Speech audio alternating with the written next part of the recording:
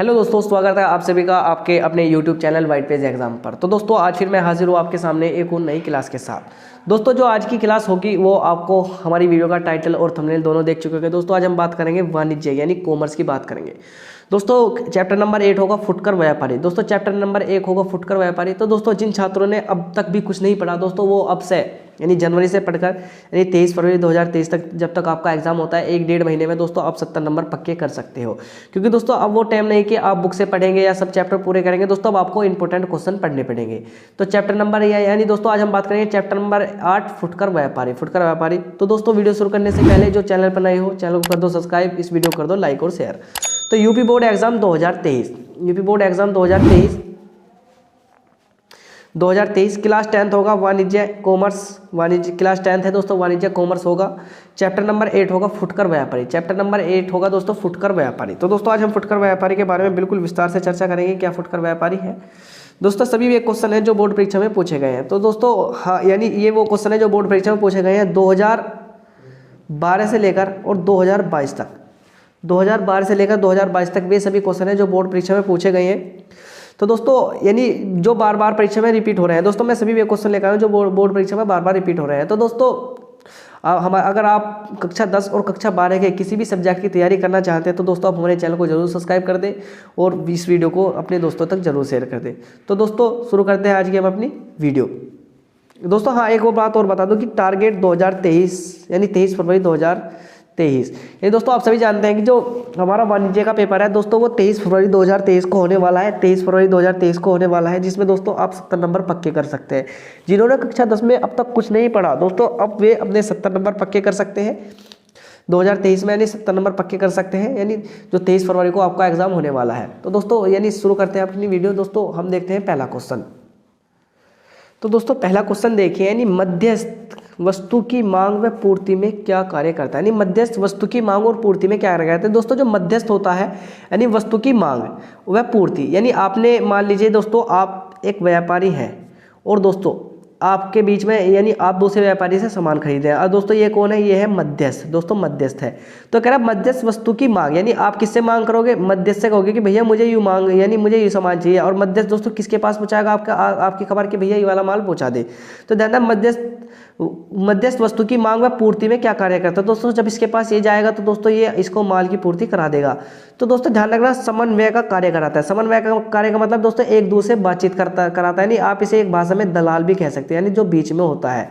तो मध्यस्थ वस्तु की मांग व पूर्ति में क्या कार्य करता है, मध्यस्थ वस्तु की मांग व पूर्ति में जो समन्वय का कार्य करता है, किसका, समन्वय का कार्य करता है। यानी क्वेश्चन नंबर 2 है कि श्रृंखलाबद्ध भंडार में किसी विशेष वस्तु का विक्रय किया जाता है या अनेक वस्तुओं का विक्रय किया जाता है।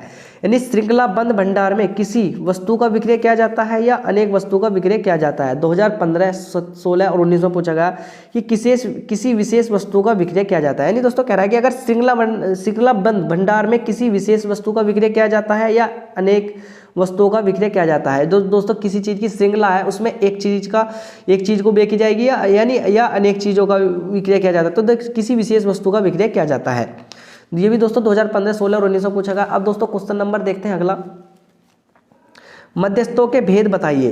2019 और 21 में कहा गया है मध्यस्थों के भेद बताइए।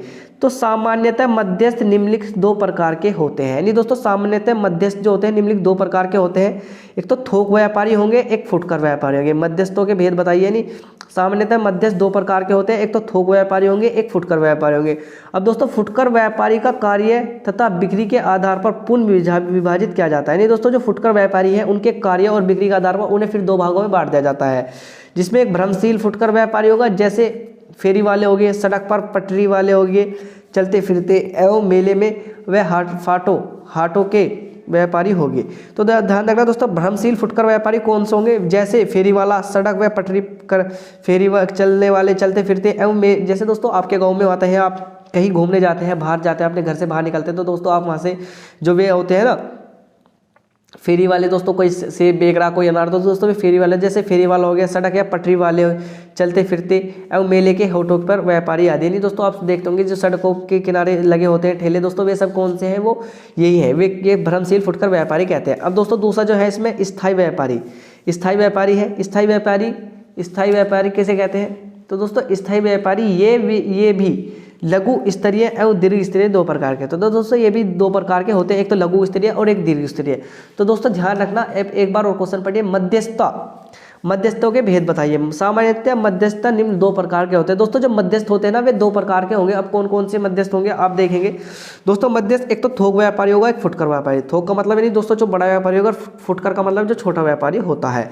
फुटकर व्यापारी को कार्य तथा बिक्री के आधार पर पुनः विभाजित किया जाता है। दोस्तों जो फुटकर व्यापारी है उसके कार्य तथा बिक्री के आधार पर उसे पुनः दो भागों में विभाजित किया जाता है। नंबर 1 भ्रमशील फुटकर व्यापारी, और जैसे भ्रमशील कौन होंगे, जैसे फेरी वाला हो गया, सड़क पर पटरी वाला हो गया, चलता फिरता एवं मेले में होटो के व्यापारी आदि होगी। दोस्तों दूसरा होता है स्थायी व्यापार, स्थायी दुकानदार। स्थायी दुकानदार ये भी लघु स्तरीय एवं दीर्घ स्तरीय दो प्रकार के हो सकते हैं। लघु स्तरीय यानी जो स्थायी दुकानदार है दोस्तों वे भी दो प्रकार के हो सकते हैं। दोस्तों अब देखते हैं अगला क्वेश्चन, क्वेश्चन नंबर 4, सुपर बाजार क्या है, यानी सुपर बाजार क्या है। 2020, 21 और 22 में पूछा गया सुपर बाजार क्या है। दोस्तों सुपर बाजार के बारे में बात करेंगे। साधारण शब्दों में सुपर बाजार का अर्थ ऐसी फुटकर दुकानों से होता है। ये दोस्तों साधारण शब्दों में सुपर बाजार का अर्थ ऐसी फुटकर दुकानों से होता है जो विभिन्न प्रकार के खाद्य और पदार्थों का विक्रय करती है, जैसे सब्जी, फल, दूध इत्यादि। तो दोस्तों ध्यान रखना, सुपर बाजार किन्हें कहते हैं। साधारणतः शब्दों में सुपर बाजार का अर्थ ऐसी फुटकर दुकानों से होता है जो विभिन्न प्रकार के खाद्य पदार्थों का विक्रय करती है, जैसे सब्जी, फल, दूध आदि। तो दोस्तों ध्यान रखना, सुपर बाजार वे होते हैं जो विभिन्न प्रकार की खाने वाली वस्तुओं का, खाने वाले पदार्थों का विक्रय का मतलब दोस्तों बेचती है। जैसे इसमें सब्जी हो सकती है, फल हो सकता है, दूध हो सकता है इत्यादि। तो दोस्तों ध्यान रखना, सुपर बाजार क्या है 2020, 21, 22 में पूछा गया। साधारण शब्दों में सुपर बाजार को एक ऐसी फुटकर दुकान से होता है जो विभिन्न प्रकार के खाद्य पदार्थों का विक्रय करती रहे, जैसे सब्जी, फल, दूध इत्यादि। तो दोस्तों यानी यह 4 क्वेश्चन हो गए। दोस्तों अगले पेज पर जाने से पहले दोस्तों आपको कैसी लगी वीडियो। दोस्तों अगर आपको वीडियो अच्छी लग रही है तो दोस्तों आप चैनल को जरूर सब्सक्राइब कर दें, इस वीडियो को अपने दोस्तों तक जरूर शेयर कर दें दोस्तों। हाँ, और एक प्यारा सा कमेंट बॉक्स में जरूर टाइप कर दें। तो दोस्तों चलते हैं अगले पेज पर। दोस्तों अगले पेज पर देखेंगे अगला क्वेश्चन कौन सा है। अगला क्वेश्चन कह रहा है कि सुपर बाजार तथा विभागीय बाजार में क्या अंतर होता है। सुपर बाजार तथा विभागीय बाजार में क्या अंतर होता है। तो दोस्तों सुपर बाजार विभागीय बाजार में 2015, 19 और 21 में पूछा गया। सुपर बाजार तथा विभागीय भंडारण में अंतर स्पष्ट करो। विभागीय भंडारण, तो दोस्तों सबसे पहले उद्देश्य के आधार पर देखेंगे इनमें क्या अंतर है। इनका प्रमुख उद्देश्य समाज की सेवा करना होता है। तो दोस्तों सुपर बाजार का जो प्रमुख उद्देश्य होगा वो होगा यानी समाज की सेवा करना होता है, और इनका प्रमुख उद्देश्य लाभ कमाना होता है। तो दोस्तों विभागीय भंडार का जो प्रमुख उद्देश्य होगा लाभ कमाना होता है। इनका प्रमुख उद्देश्य लाभ कमाना होता है, और इनका प्रमुख उद्देश्य जो होता है वो जनता की सेवा करना होता है।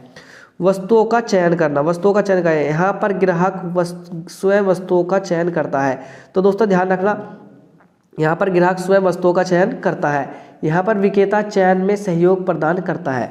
तो ध्यान रखना दोस्तों, जो सुपर बाजार होता है यहाँ पर ग्राहक स्वयं वस्तु का चयन करता है। जो ग्राहक होता है वो स्वयं वस्तु का चयन करता है, और विभागीय बाजार में यहाँ पर विक्रेता मतलब बेचने वाला चयन में सहयोग प्रदान करता है। विक्रेता जो बेचने वाला होता है वह चयन में सहयोग प्रदान करता है।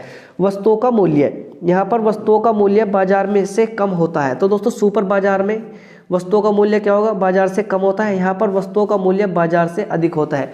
दोस्तों जो विभागीय बाजार होता है उसमें वस्तुओं का मूल्य ज़्यादा होता है। ग्राहक, यहाँ पर सामान्य गरीब वर्ग के ग्राहक होते हैं, यहाँ पर धनी वर्ग के ग्राहक होते हैं। तो दोस्तों विभागीय बाजार में होंगे दोस्तों वहाँ पर धनी वर्ग के ग्राहक होंगे, और दोस्तों जो ये होंगे सुपर बाजार होगा उसमें यानी जो निम्न वर्ग के यानी गरीब ग्राहक होंगे। नंबर 5 है दोस्तों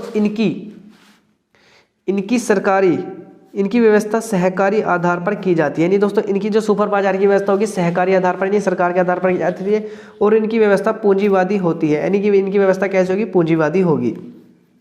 राजकीय सहायता, इनको प्रारंभिक व्यय के लिए राजकीय सहायता दी जाती है। यानी इनको प्रारंभिक व्यय के लिए राजकीय सहायता दी जाती है। इनको राजकीय सहायता दिए जाने का कोई प्रावधान नहीं है। इनको राजकीय सहायता दिए जाने का कोई भी प्रावधान नहीं है। तो दोस्तों आप एक बार और देखेंगे सुपर बाजार और विभागीय बाजार में अंतर, यानी इनका प्रमुख उद्देश्य समाज की सेवा करना होता है। दोस्तों सुपर बाजार का जो उद्देश्य होगा यानी यानी उनका सुपर बाजार का जो प्रमुख उद्देश्य होगा समाज की सेवा करना होता है और इनका प्रमुख उद्देश्य लाभ कमाना होता है। तो विभागीय बाजार का जो उद्देश्य होगा वो लाभ कमाना होगा, सुपर बाजार का उद्देश्य होगा वो सेवा करना होगा।